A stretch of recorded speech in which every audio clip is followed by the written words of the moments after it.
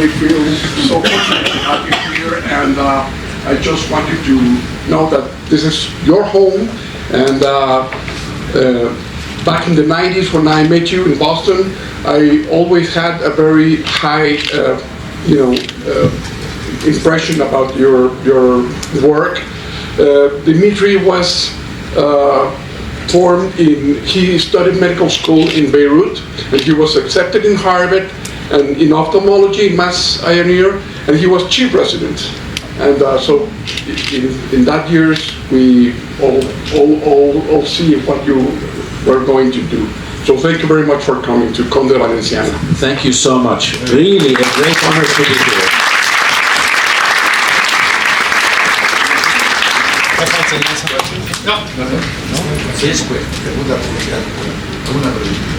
¿Tienen alguna pregunta? Yo tengo una pregunta. What do you prefer, optical zone in customized treatments?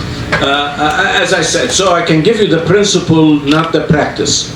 If I have a low myope, okay, and has higher order aberrations, I would go more than 6.5 because I'm not afraid. I mean, it's the square of the diameter. So I went from 6.5 to 9 millimeters. I go twice as much. But if I was going to go 20 microns, now it's 40. Still, there's enough. There are other patients who are -3, -5 myopes, so we're going deeper anyhow. So for these patients, I would do customized, especially if I note that there are higher order aberrations, custom treatment and wider diameter. Let's take the reverse. A high myope with -9 diopter, and there is no EVO lens or any other faking intraocular lens availability, and the cornea allows you to do the treatment. Even though it's safe, you want to go to the safest amount. I won't add a wavefront treatment because the big problem here is going to be the biomechanics later, and so I would go the smallest allowable one, especially if there's sphere and cylinder, and it's in plus cylinder, I don't mind, because the plus doesn't weaken the cornea. It's the minus cylinder that's the enemy. It removes a lot of tissue, as I said earlier. For a same spherical equivalent, the minus cylinder is twice as deep and removes more than 4 times the amount of tissue out of the cornea. These are things we don't think about because we learned on the exams. How many of you are taking exams today? I understand there are boards. Oh, they're not here. But those other guys having the exams, they're going to be asked, what's the spherical equivalent? And they're going to divide by 2. But for the astig minus cylinder, you're going to multiply by 2. Very confusing.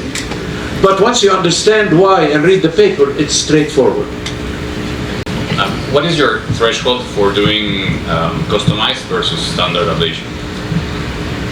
Yeah, as I said, the customized, it's, well, we try to do customized on everybody if possible, but then I would not do customized when I see somebody, when you do the math and you are at 300 microns. We didn't go into all these details because the general audience here. And then if you're approaching the limit, you want to do everything you can to minimize getting a patient who will sue you because, and you made their vision worse by inducing ectasia. So ectasia pushes you not to customize, but for -2, -3, even -5, if the cornea is thick enough, so you don't go by what the things, I had graphs to go what the diameter is for different degrees of myopia and original thickness, but at the end is that residual stromal bed. And after we take the flap out, calculate its width, and save for smile, and then how much residual tissue under the treatment remains. If you're coming close to the 300, don't customize. If you're well above the 300, you have now, let's call it the freedom to customize. And then evaluating the aberrations, the high order aberrations, to take good point. So if somebody had, for example, trauma before to their eyes or had corneal transplantation, then those patients will have very, very high magnitude of the higher order aberrations. Most average, practically every patient, I've rarely seen anyone goes with more than 0.3 or 0.4 microns of higher order aberrations for a small pupil, their natural pupil. As you know, these aberrations also depend on the pupil diameter. We have many patents of trying to capture this to be able to treat hyperopia. and presbyopia. But let's say for an average, say 4 millimeter pupil, the people who haven't had trauma to their eyes, in general, it's going to be small magnitude. So including it is not going to be catastrophic. But I've done patients with RK, for example, and their corneas can be very irregular between the incision itself, where the cut is, the cornea is steeper, and the central cornea is much flatter.